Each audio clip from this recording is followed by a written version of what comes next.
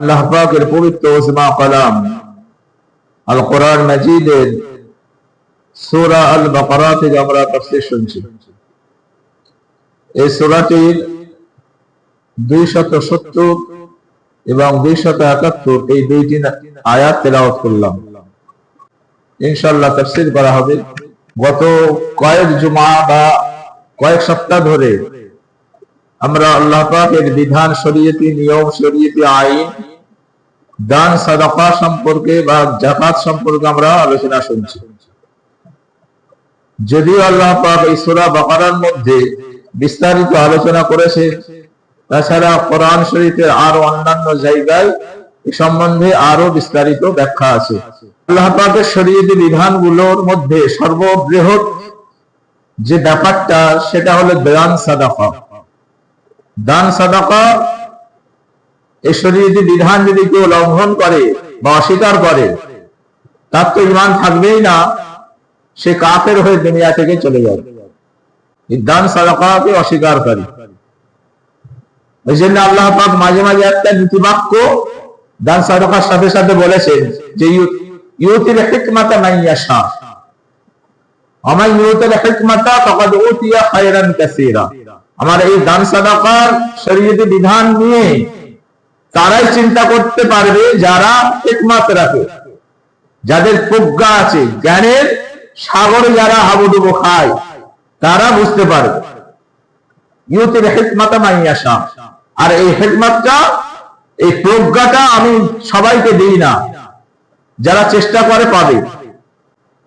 হিকমত সম্পর্কে আল্লাহ পাক বলছেন, কামা আরসালনা ফীকুম রাসূলান মিনকুম ইয়াতলু আলাইকুম আয়াতিনা ওয়া ইউযাক্কিকুম ওয়া ইউআল্লিমুকুমুল কিতাবা ওয়াল হিকমা ওয়া ইউআল্লিমুকুম মা লাম তাকুনু তা'লামুন।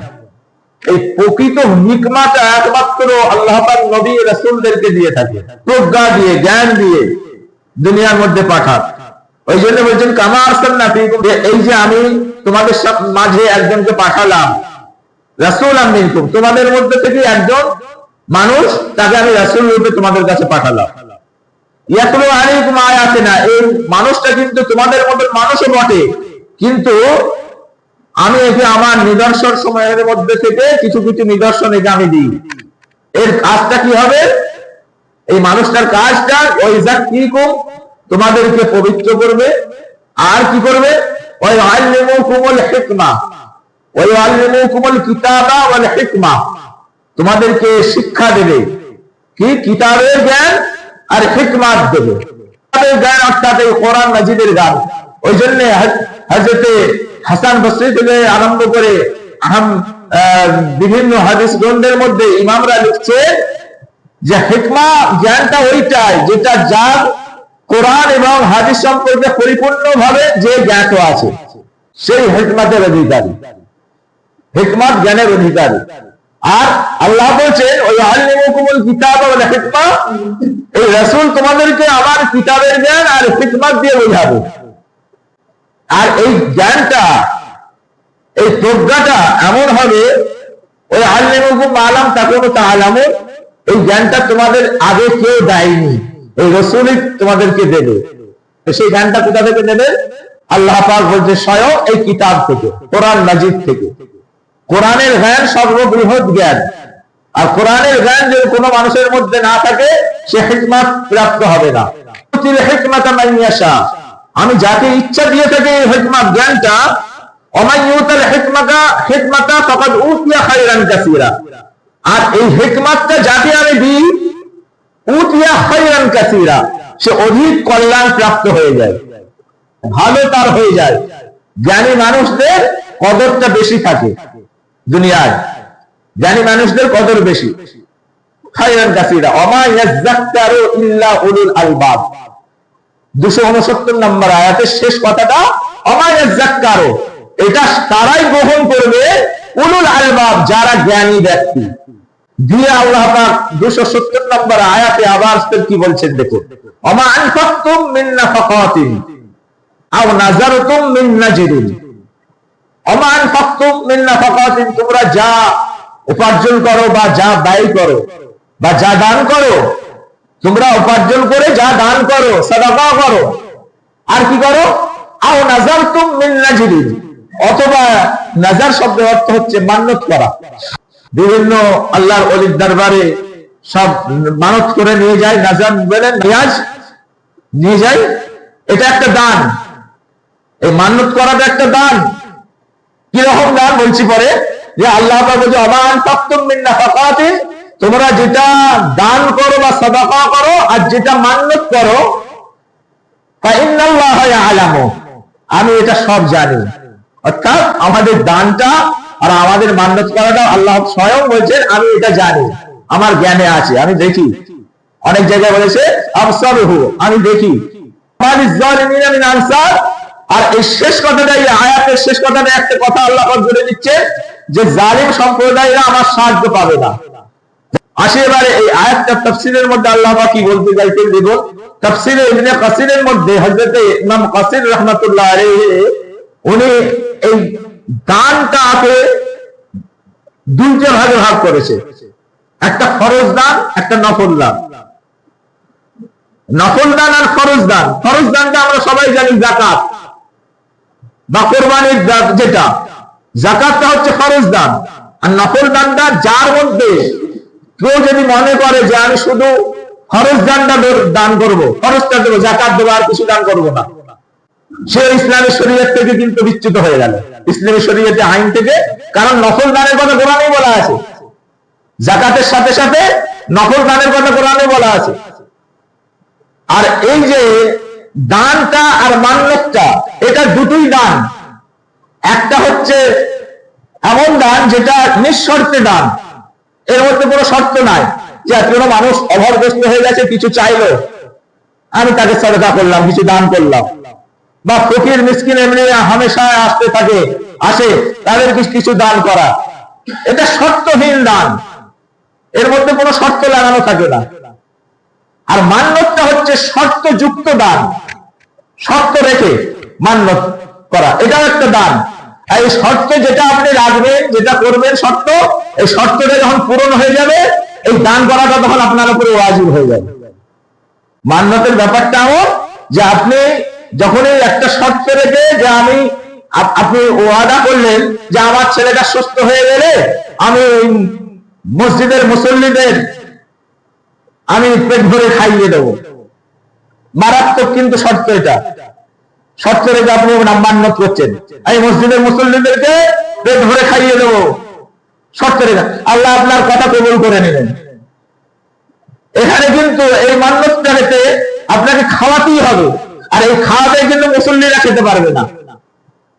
মুসল্লিরা যদি খায়, হারাম খাওয়া হয়ে যাবে।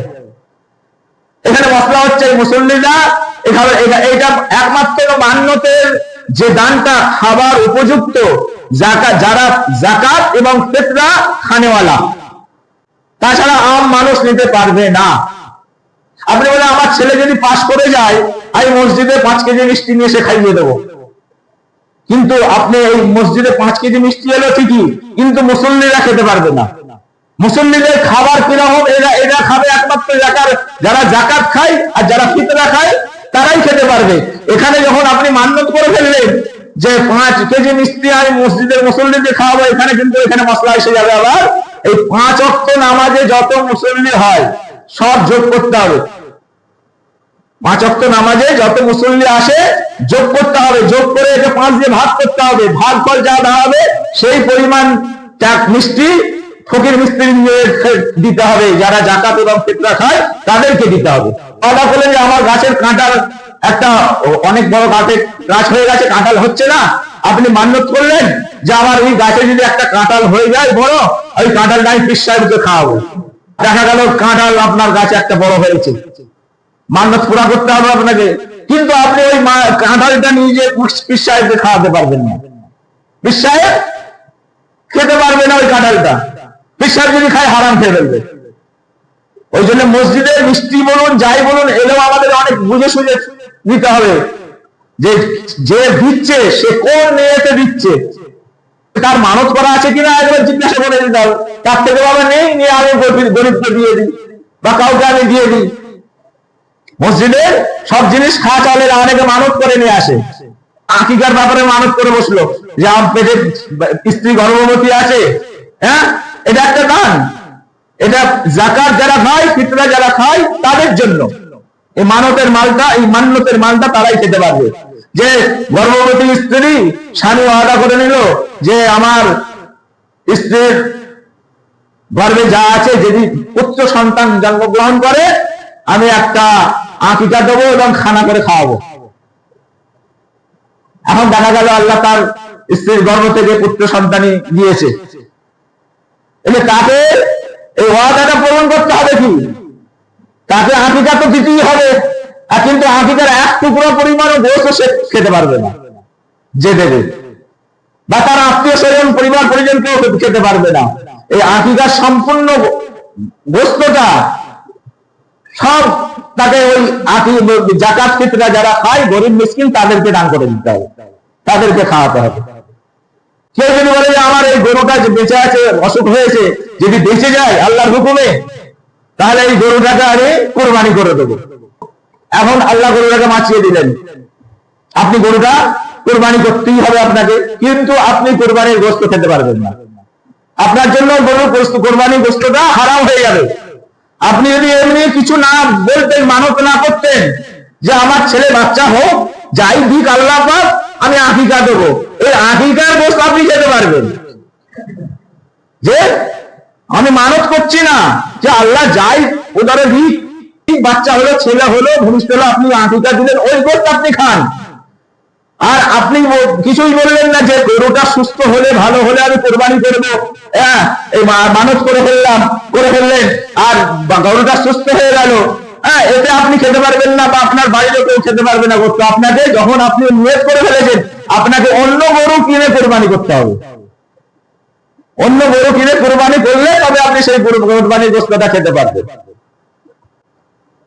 এইরকম ভাবে মানতটাকে আল্লাহ পাক কেন করেছেন? আল্লাহ নবী বলছে এই মানতটাকে আমি রেখেছি একমাত্র বখির আছে জমিনে, আল্লাহ জমিনে অনেক বখির আছে, এদের হাত থেকে দান বেরোয় না, তাদের থেকে কিছু মাল যাতে বের করে নিয়ে যায়, দান করে দিতে পারে, এই জন্য আল্লাহ পাক এই বিধানটা রেখেছেন। এই মান্যতটাকে নাজার, ওমান ফাকতুম মিন নাফাকাতিন আও নাজারতুম মিন নাজরিন, কঠিন বিপদ থেকে আল্লাহ বিমার থেকে আপনি শেফা দেন, আমি উমরা করে আসবো, আপনার আল্লাহ পাক আপনার কঠিন বিমার বা কঠিন বিপদ থেকে আল্লাহ পাক আপনাকে উদ্ধার করে দিলেন।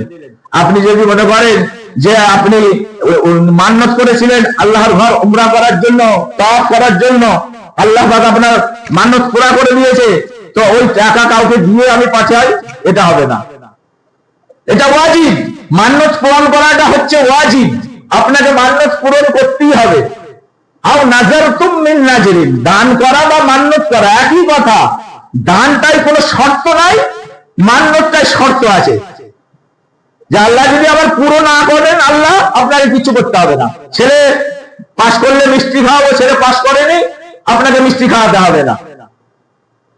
আপনি বলেছিলেন ভূমিষ্ঠ হবে, ছেলে যদি হয় আমি খানা করে খাওয়াবো, ছেলে হয়নি, মেয়ে হয়েছে, আপনাকে পুরো করতে হবে না, মান্যত পূরণ করতে হবে না। কিন্তু যখন আপনার ওই মান্যতটা যেটা বলেছিলেন যদি পুরা হয়ে যায়, তো আপনার ওই মান্যতটা পূরণ করা আপনার জন্য ওয়াজিব হয়ে যাবে। করে ফেলে মান্যত, যাই 20,000 টাকা আমি বাইতুল্লাহ তামিরের জন্য দেবো, তো এখন আপনার এই 20,000 টাকার জন্য কি সৌদি আরব সরকার তাকিয়ে বসে আছেন নাকি? আর তো আপনার ওখানে দিবার তো কোনো রাস্তাও নাই, কিন্তু আপনি ওয়াদা করেছেন আপনাকে দিতে হবে। কিভাবে দেবেন আপনি? সৌদি আরব সরকারকে আপনি বলবেন আমার 20,000 টাকা বা সরকার থেকে দিয়ে পাঠাবেন, কিন্তু কোনো রাস্তাই নেই। ওই 20,000 টাকা কিন্তু বাইতুল্লাহ সব আল্লাহর ঘর, যে কোনো মসজিদে আপনাকে ওই 20,000 টাকা দিয়ে আপনার মান্যত পূরণ করতে হবে। এখন যদি দেখেন যে সরকারি ব্যবস্থাপনায় আমার এলাকায় একটা বাক্স রাখা আছে বা ব্যাংকের একটা অ্যাকাউন্ট আছে, যে সরকার বলছে যে সেটা ইসলামিক রাষ্ট্রে হয়, যে এইখানে আপনারা যদি মসজিদে বাইতুল্লাহতে যদি কিছু দান করতে চান, দিতে চান, তো আমাদের এই অ্যাকাউন্টটা নাম্বারে বা এই বাক্সে দিতে পারেন। তখন কিন্তু আবার এই মসজিদগুলোতে দিলে আর হবে না। যদি আপনি জানতে পারেন তাহলে আপনাকে ওই ফান্ডে, ওই অ্যাকাউন্টে বা ওই বাক্সে দিতে হবে। যদি ওইসব কিছু ব্যবস্থা না থাকে তখন আপনি যে কোনো মসজিদে বাইতুল্লাহতে আপনি দিতে পারেন। এটাই হচ্ছে মান্যত। ফাইন্নাল্লাহা ইয়ালামু, আমি এগুলো সব জানি। আর তোমরা কি মান্যত করছো, কি দান করছো, এই যে মসজিদে যে কোনো জিনিস চলে আসে আমরা হামলে করি দেওয়ার জন্য, মসজিদের দানটা কিন্তু অনেক কিতাবে বহু জায়গায় লেখা আছে যে মসজিদে আগে মান্যতের জিনিস না, এটা এমনি দান। যদি মান্যতের না হয়, এমনি হয়, সবাই নিতে পারেন, কোনো অসুবিধা নাই। তাই যে মান্যত করে ওইভাবে আম ভাবে নিয়ে চলে আসবে মসজিদে সবাইকে দেবে বলে, এটা তাদেরও ঠিক হবে না।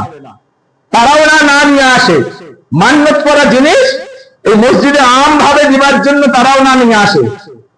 তাদেরকে করতে হবে কি, যারা ফিতরা যাকাত খায় তাদেরকে বন্টন করে দিয়া, একমাত্র তাদের এটা দায়িত্ব নিয়ে করতে হবে। আর মান্যত করলে এটা পূরণ করতেই হবে। এটা যে নেবে, কেউ যদি মনে করে যে এখানে সে হারাম জিনিসটা গ্রহণ করলো, বিশেষ করে সৈয়দ যারা, সিদ্দিক যারা, উচ্চ বংশ যারা, তাদের তো চলবেই না, তাদের কঠিন ভাবে নিষেধ করা আছে। অন্য সময় হয়তো আল্লাহ পাক দিচ্ছেন কাঁঠাল, আপনি ওই সময় অন্য কাঁঠাল নিয়ে যে দেন, পীর সাহেব নিয়ে নিতে পারবে, কিন্তু ওই কাঁঠালটা পীর সাহেব খেতে পারবে না, ওইটা খেতে পারবে যারা যাকাত ফিতরা খায়। তোমরা এই যে দানটা, ফরজ দান, নফল দান আর নাজার, এটা সব আমি জানি, আমি দেখি। আর যারা জালিম সম্প্রদায়, তারা সাহায্য প্রাপ্ত আমার হবে না, আমার কাছ থেকে পাবে না। এখানে জালিম শব্দটা কেন ঢোকালেন আল্লাহ পাক? অর্থাৎ যারা মান্যত করে বা যারা নফল দান করে না, যারা ফরজ দান করে না, এরকম বকিল অনেক আছে। বকিল নাই, এদের যান চরচর করে দান করবার সময় এরা খালি জমিয়েই যেতে জানে, লাখ থেকে কোটি, কোটির উপরে কোটি কবে হবে এটাই চিন্তা করে।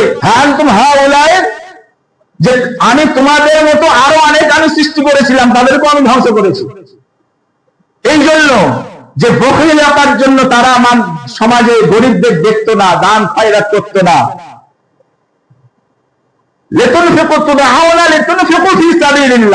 আমি তোমাদেরকে আহ্বান করছি এই জন্য যে আমার রাস্তায় তোমরা ব্যয় করো। ওই ধনটা দিয়েছি, তোমার যাকে দিইনি তাকে দাও, সে অভাবগ্রস্ত তাকে দাও, সে বিয়ে দিতে পারছে না মেয়ে, তাকে দিয়ে সাহায্য করো, সে ঘর করতে পারছে না, তাকে দিয়ে ঘর করে দাও, সে ফাইল আছে, রাস্তা খরচ নেই, যেতে পারবে, যাবে আর জায়গায়, তাকে দিয়ে সাহায্য করো, সে মুসাফির আছে, মুসাফিরকে সাহায্য করো। তো আল্লাহ বলছে আমি তো দিয়েছি ধন, তো দেবে না কেন? তোমাকে আমি পছন্দ করে দিয়েছি এই জন্য দান করবে বলে। আর যদি না দান করো, তুমি কি করবে? জালিম হয়ে যাবে। আমারই জালিমিনা মিন আনসার, তুমি জালিম। তুমি যদি এই কাজটা না করো, তুমি অত্যাচারী। তুমি কার উপরে অত্যাচার করলে? তুমি তোমার নিজের উপরে অত্যাচার করলে। আর তুমি আমার কাছ থেকে কোনো সাহায্য পাবার আশা করো না। আনসার আমারই জালিমিনা মিন আনসার, যারা জালিম তারা আমার সাহায্য প্রাপ্ত পাবে না। 271 নম্বর আয়াতে নিয়ে আরো অনেক কথা আসবে পরে। আল্লাহ পাক বলছেন, দেখুন, ইন তুবদুস সাদাকাতি ফানি'মাহি ওয়া ইন তুখফুহা আও তুতুহাল ফুকারা ফাহুয়া খায়রুল লাকুম ওয়া ইউকাফির আনকুম মিন সাইয়্যাতিকুম আল্লাহু বিমা তা'মালুনা খাবীর। ইন তুবদুস সাদাকাত, 271 নম্বর আয়াত। তোমরা যদি প্রকাশ্যে দান করো, ইন তুবতু, মানে প্রকাশ্য ভাবে, যে আমি এলে তোকে আমি 500 টাকা দিলাম, এই প্রকাশ্য দানটা কি বলছেন আল্লাহ পাক? ইন তুবদুস সাদাকাত ফানি'মাহি, এটাও ঠিক আছে, কোনো অসুবিধা নাই। তার মানে আল্লাহ পাক বলছে এটাও চলবে, ফানি'মাহি, এটা আমি গ্রহণ করে নিলাম। আর মুফাসসিরিনরা বলছেন, মাসলাহদ্দিন দিয়ে বলছে, এই প্রকাশ্য দানটা যাকাতের ক্ষেত্রে করা চলবে, যাকাতটা প্রকাশ্য ভাবে দেয়া চলে। ইন তুবদুস সাদাকাতি ফানি'মাহি ওয়া ইন তুখফুহা আও তুতুহাল ফুকারা ওয়া ইন তুখফুহা, আর যদি তুমি গোপনে দাও কাউকে কিছু, আও তুতুহাল ফুকারা, বা ফকির মিসকিনকে যদি তুমি গোপনে কিছু দাও, দান করো, ওয়া ইন তুখফুহা আও তুতুহাল ফুকারা ফাহুয়া খায়রুল লাকুম, এটা তোমাদের জন্য অধিক উত্তম। তুমি যদি প্রকাশ্যে দাও ঠিক আছে, যাকাতটা দিতে বলেছেন কেন মুফাসসিরিনরা? যে যাকাতটা হচ্ছে ফরজ দান।